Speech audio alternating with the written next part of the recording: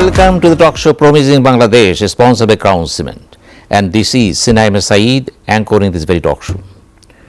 Today we'll discuss so many things, especially elections to the 12th Parliament and geopolitics in Bangladesh at this very moment. And to suit the very purposes, we have invited two guests. One is, on my right, Professor Dr. Imtiaz Ahmed, Department of International Relations, University of Dhaka. How are you, Mr. Imtiaz? I'm fine, thank you. And other is Mr. Saquib Ali, former diplomat and one of the best political commentator, observer, whatever it is. How are you? Thank you. I'm great, and thank you for inviting me to your great program. Thank you very much.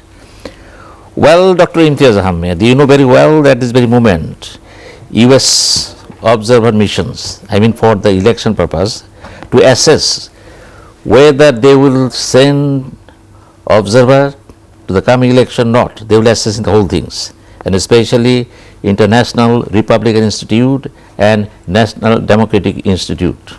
Both belong to the two political parties in USA.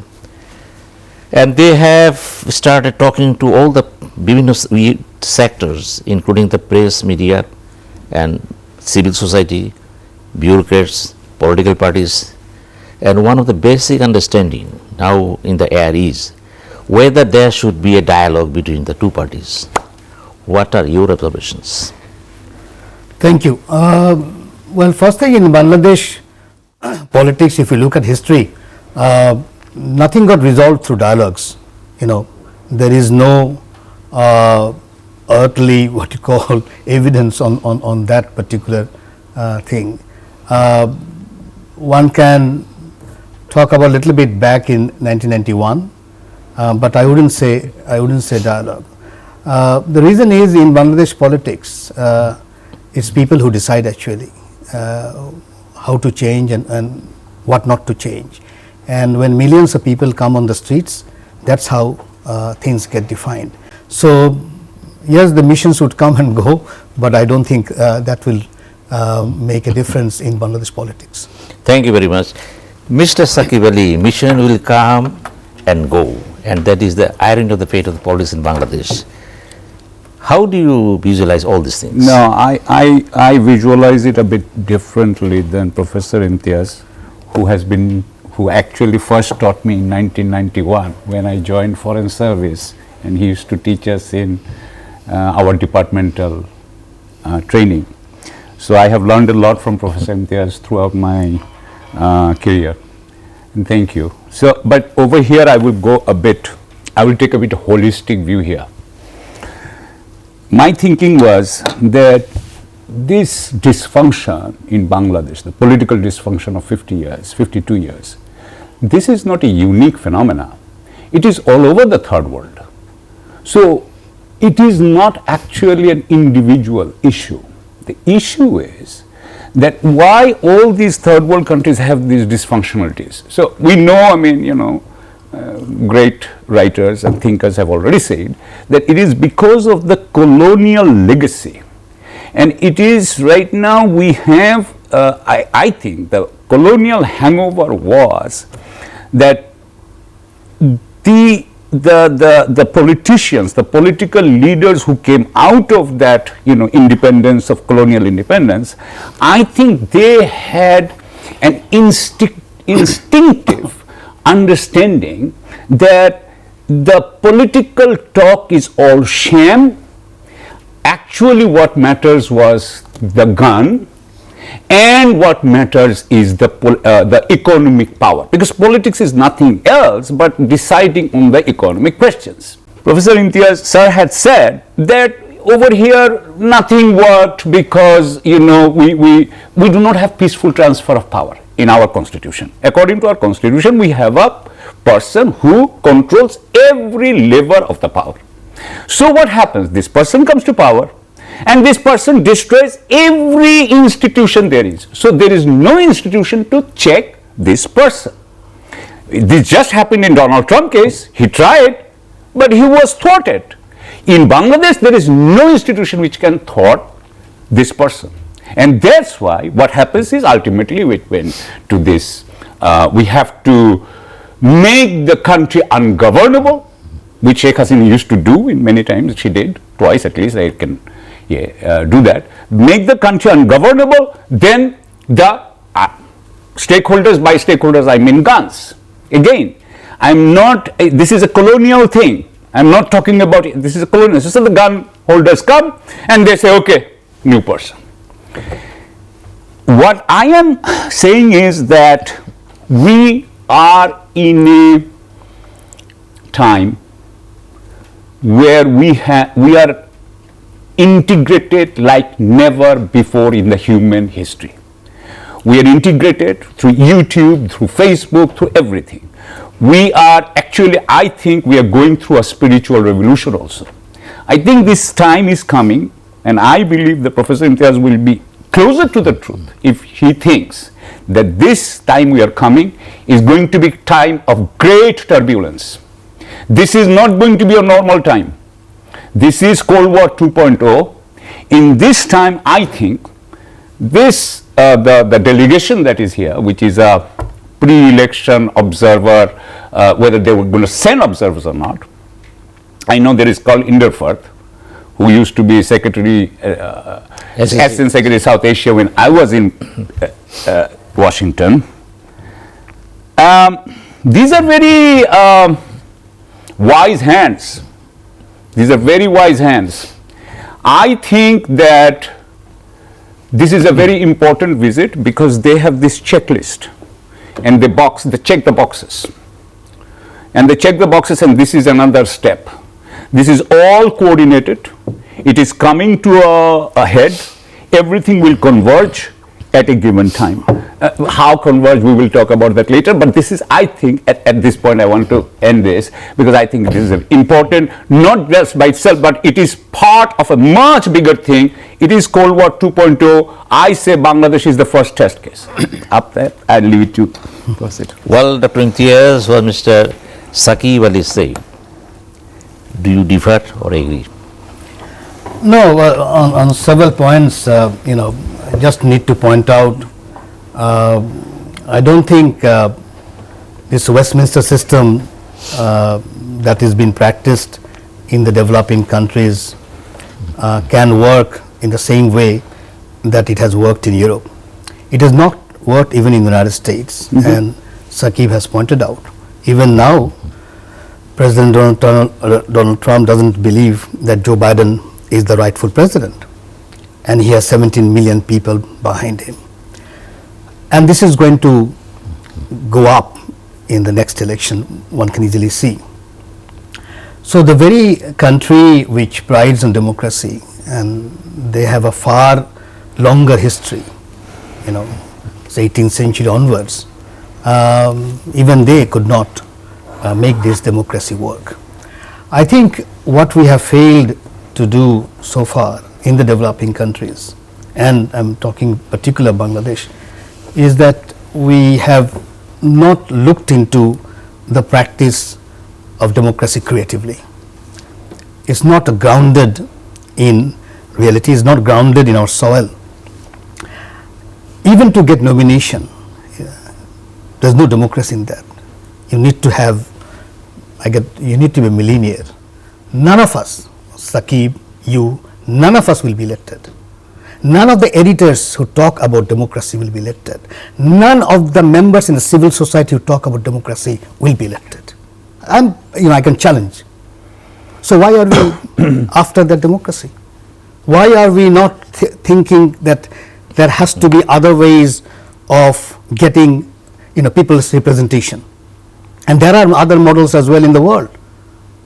That has not happened. And this is precisely what way back Mahatma Gandhi used to say, that this Westminster system of democracy is heartless doctrine. Because, and he pointed out, and I can quote him, he said that what it means is 51% can impose its will on 49% and I am against it, okay, quote unquote. But that was 51%. Now you don't need 51%. You can get 36 or 34% and you can get 2/3 majority. That's the point. So the point is, why are we this, Arundhati Roy would always say end of imagination. Why are we not imagining? Why are we paralyzed that this is the only way to get people's representation? And that's precisely the reason why I'm saying it's only people can change.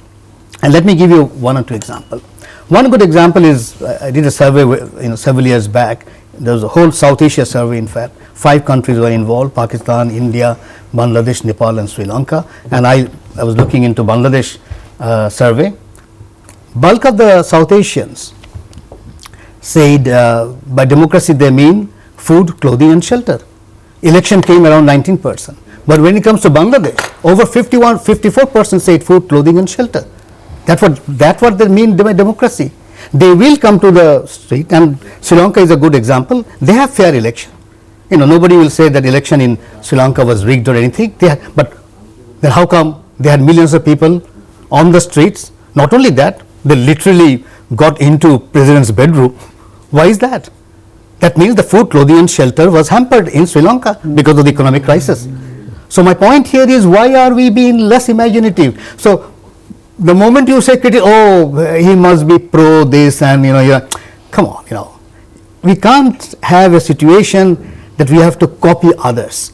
That is where I am getting into, and I'm trying to say that we need reform seriously, because as I said, none of us can be elected. You need to be a millionaire, and then look at the composition of our parliament or even India's parliament. Bulk of them are business people. You need to be a businessman. But why should a businessman think about joining a parliament and do legislative work? Because parliament is supposed to do laws. That's what in the system that we have. But why do the business? Because they know that if they join, they can get a good return. Let's put it in a very simple way. So why are we after that word democracy? I think the word democracy has been hijacked, as in earlier times, the word socialism was hijacked by Stalin. So I think the word democracy has been hijacked. It was also hijacked even by Hitler one time. Hitler was elected. Mussolini was elected. So let's try to look into this case, what people want and how to change societies. In history of Bangladesh, to think that others who would come from outside will settle our task because of some geopolitical configuration, I'm sorry, I can't agree to that. It's an old civilization. Bangladesh civilization, it's the 7th or 8th largest country in the world. It has a civilization which can go for thousands of years. We had republican system back in the 6th century BC, for God's sake. Our republican system did not come from the Greeks, did not come from the Europe. That's a myth. We had literally republic way back. So even Gopal was elected, of the parliament. And Mr. Saquib Ali, what Mr. Imtiaz already elaborated, you listen to him. Yes. Then what are your understanding? Right. I'm sorry, but Professor Imtiaz has put democracy, or the Western form of democracy, at the criminal's chair. Actually, yes, he's absolutely right that democracy is a system which was developed in the West. I always say that the democracy that was developed, it had Judeo-Christian values, at least Christian values. Judeo is the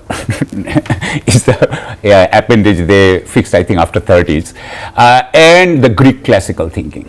So basically, this is the thing that they grew, in a organic manner, and in that way, they are the laboratory where it has actually achieved its full bloom.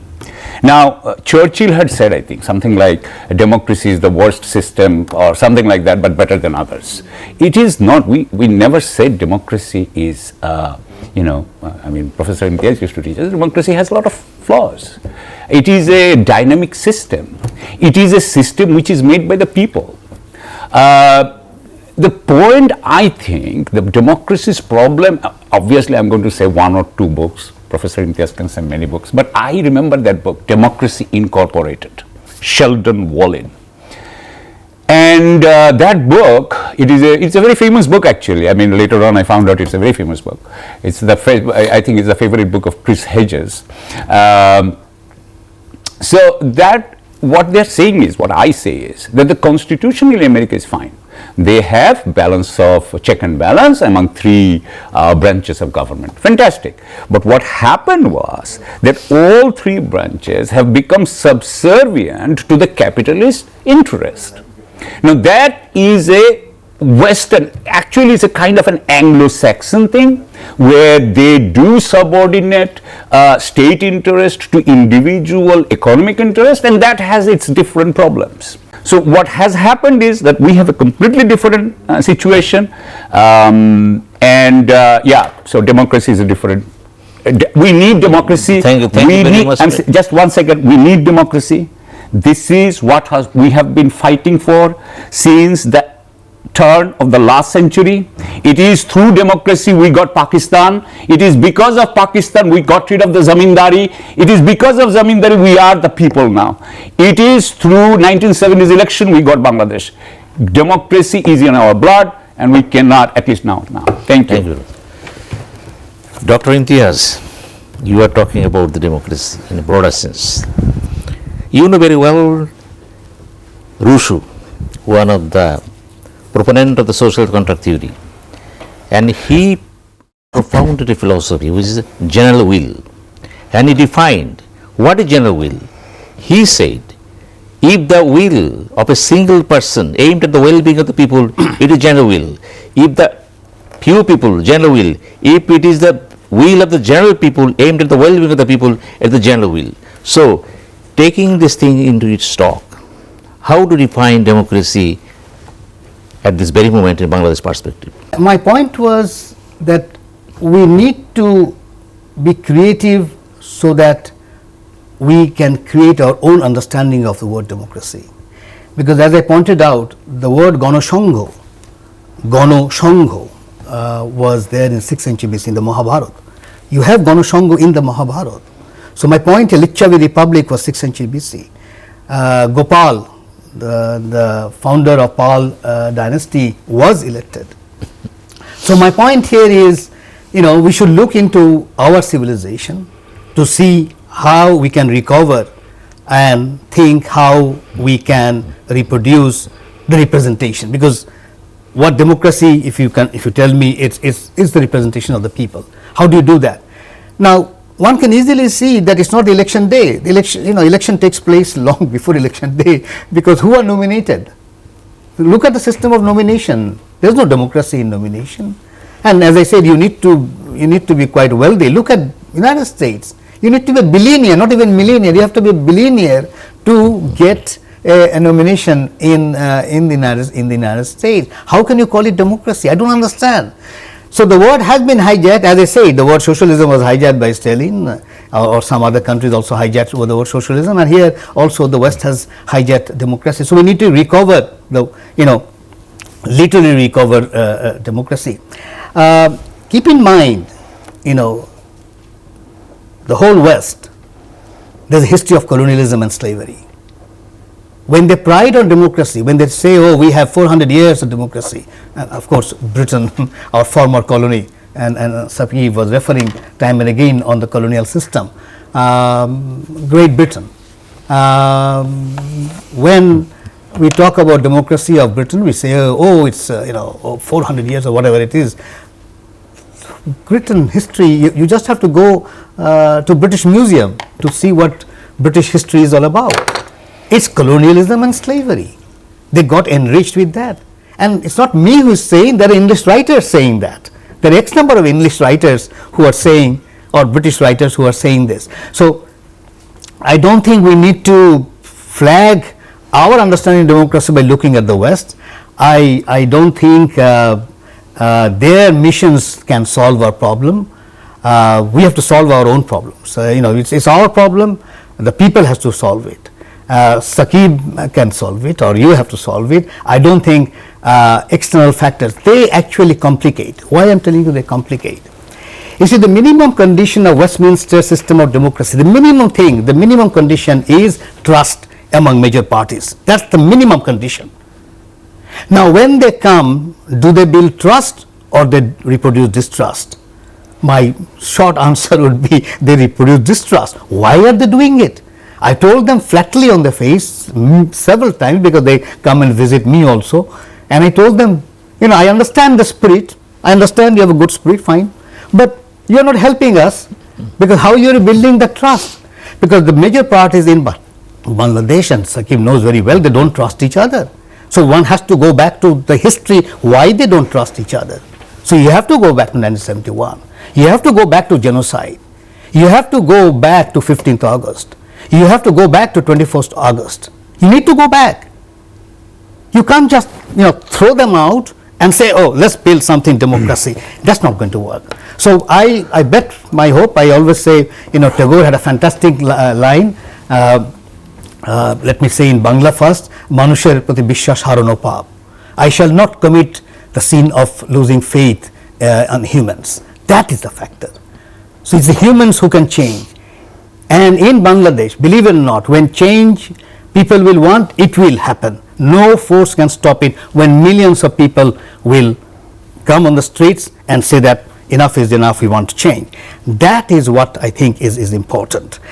Any visits from outside, they complicate things.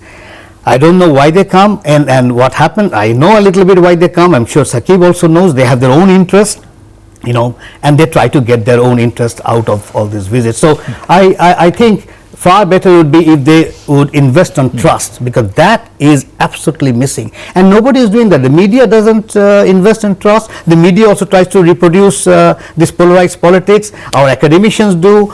Everybody is very interested to see, let's see how polarized the societies will be. That I think needs to be stopped.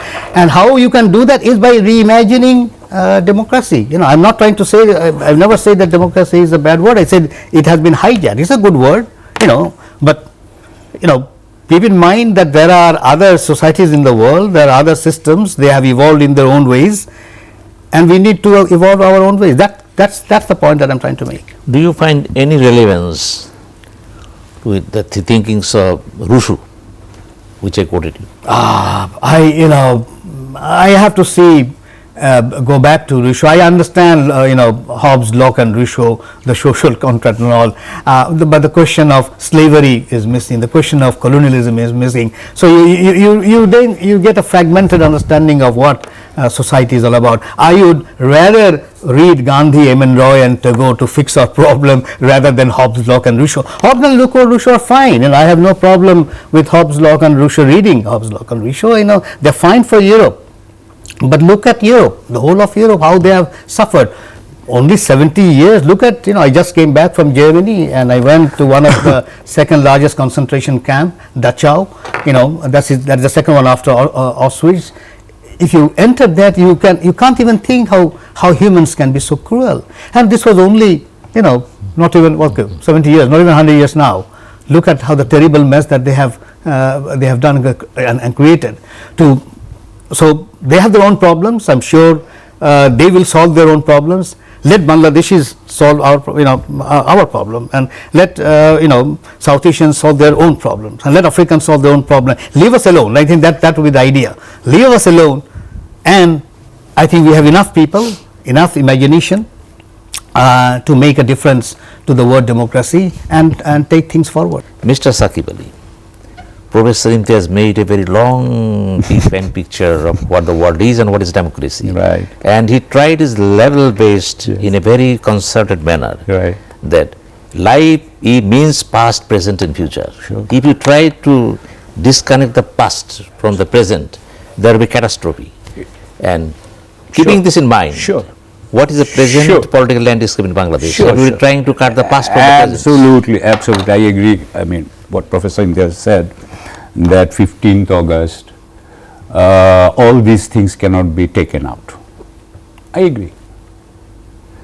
But I don't know whether Professor Imtiaz, I'm sure, knows about this doctor called Bandy Lee, because I have a lot of free time and I read this. Dr. Bandy Lee is the psychiatrist, the Yale University psychiatrist who lost her job because she said that the heads of the government, and especially Donald Trump, needs to have mental acumen checked.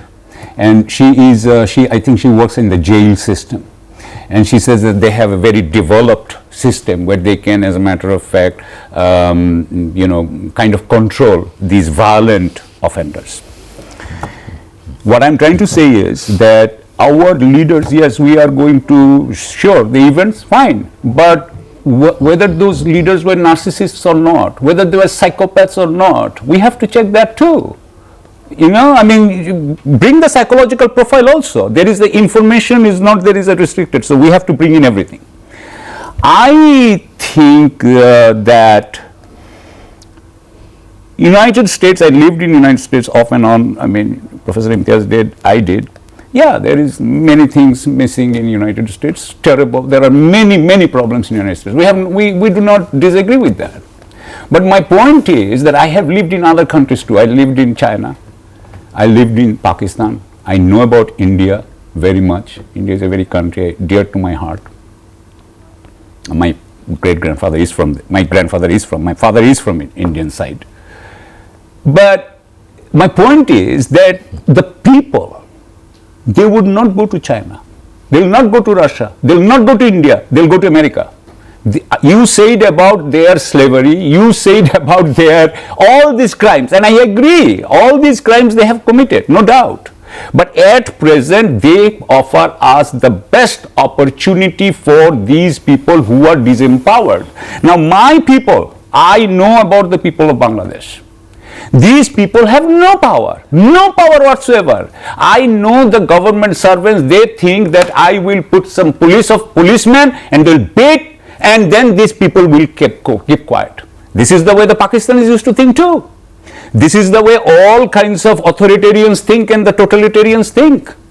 So my point is that I think that I say it in Bengali, I mean social media, that I think it was God's intervention that has brought United States here.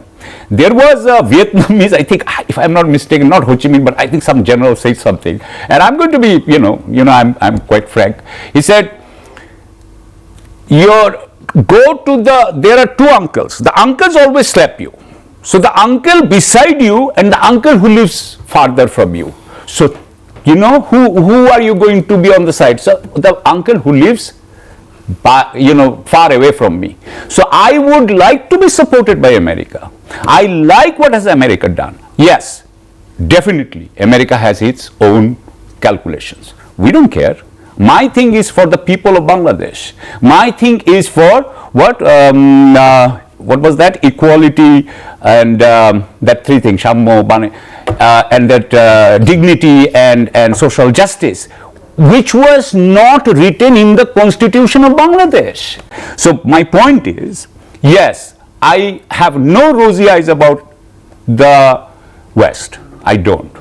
But it is only in those countries, they do not have democracy. At least you can talk there. You cannot talk in Pakistan. You cannot talk in third world countries. You cannot talk in China. They'll kill you.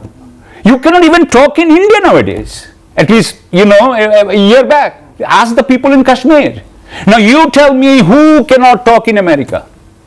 I couldn't talk in Bangladesh. After how long have I come to the television in Bangladesh? How long? Who can speak? Because I'm not allowed. Today you did great, Allah, Allah's blessing on you. But what I'm saying is that no.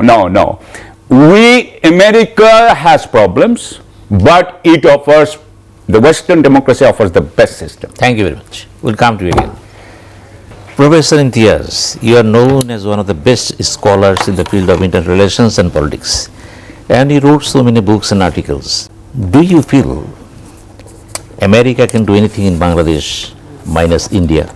As it is geopolitically, India is not a small country. It has its own mathematics with Bangladesh. What is your overall observations? No, I am saying probably the same thing again and again. I don't think external actors can solve Bangladesh's problem, whatever the limitations we have. It has been, it's our creation, and we have to solve it. I'm sorry, to say. Sir, can I say just 1 second? I never said that they will solve our problem. I said I appreciate their coming. for different reasons. This is a strategic or tactical reason. I'm not saying they're going to solve the problem. The problem has to be solved by us. I'm not saying they will. Okay, that is the point I was trying to make. By their coming, they actually create more problems rather than solving it, because they don't invest in trust. They invest in the polarization. That's the problem. And they have not done it. If you look at history, not only 71, look at what happened in 71. They were not with us. We had a genocide here. What they did? They supported Pakistan. Not only that, what about in 1974 when we had the famine? Nobody talks about that. The famine was caused because US stopped the food aid on a very flimsy ground. We sold only 40,000 jute bales, 40,000 jute bales to Cuba, and they stopped it. And that food came from Soviet Union because they bought more food from Canada that particular year, and that came via Soviet Union. And look at the number of people who got killed in the 74 famine. So my point here is that what I'm saying is that no, I have X number. I don't know, Saquib knows. I have X number of friends, and in the United States, I had my Josephite, I had Western education and all. I can name hundreds of American critics who are critical of their government, of the democracy. Yeah. You don't have to read only Noam Chomsky. There are X number of books I can cite. My point is they are not going to solve, and their coming will also not solve, because their coming divides our country. That's the problem. We need to create a kind of condition where the major political party would trust each other. Unless and until you have that, you are not going to get this Westminster system democracy. That's, I'm talking as an academic, absolutely. I don't do politics. So my point here is there is no earthly reason to see that they are coming would help our. It's not going. They make it more problematic. We need to solve it. How we have to solve it? That is, I think we need to work on it. We need serious electoral reforms. Not only America needs electoral reforms. I think we also need serious electoral reforms. Otherwise, why? None of us would be elected. None of us, the member who are in the civil society who talk about democracy, none of them would be elected. Why is that? There has to be something wrong in the whole system. That is what I'm trying to talk about. So I don't think the external actors, even in earlier times, I don't think they have solved it. It is us who have to solve it. And the worst part is their democracy is so fragmented. When it comes to Bangladesh, they talk about democracy. When it comes to Palestine, they just keep quiet. That's double standard. And it's not me saying, it's the American scholars who are saying that it's a double standard. Why you do that? That means they have other interests. But the point is, we have to bet on them and not on the external actors. The more they come, I'm afraid they try to create problems. That is what my argument is. Thank you very much. Mr. Saquib Ali, Professor Imtiaz categorically asserted the more they come, they will not solve the problem, rather they create some sorts of obstacles in different areas. They knew very well that US delegation at this moment in Bangladesh, they're trying to either they boil the situation or cool down the situation. Very much difficult to understand, because they are not making the statement clearly. Even they are not talking about dialogue between the two political parties. And what are the reasons, we don't know. But we believe our political leaders and the political parties, people involved, they are the main actors, and they are responsible for all these things taking place at the very moment. I have been thinking for last 9 years when I quit the job. And one day I went on the Shahid Minar, and just came out of my face that I reject that 50 years of politics of this country.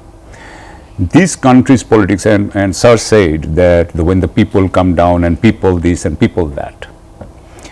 I think the first time I can recall, and I might be totally wrong, is Bhashani's 1969 movement.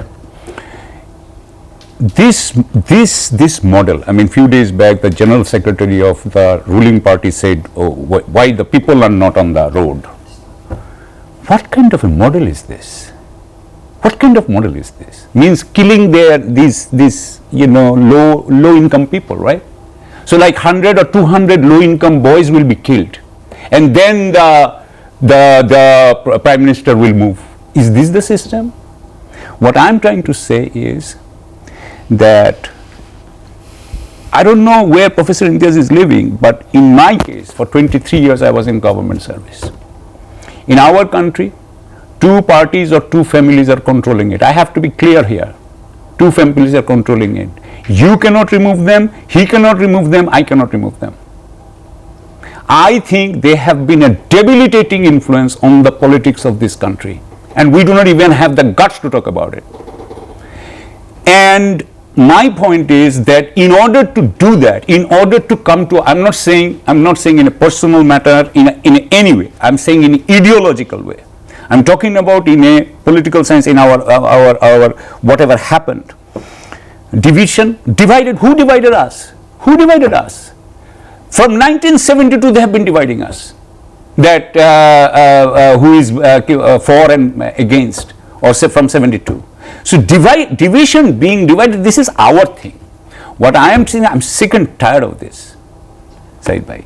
What I'm trying to say is that I do not like this. Yeah, we should have a system. Yes, we should have electoral reform. Who is going to do the electoral reform? In this country, in India, when Sir said about Mahatma Gandhi and M.N. Roy and Gandhi and Rabindranath Tagore, I have greatest respect for Rabindranath Tagore. That is a different, that's another life, another program. But I want to talk about 2 other people. One's name is Lee Kuan Yew, another name is Seret Sekama.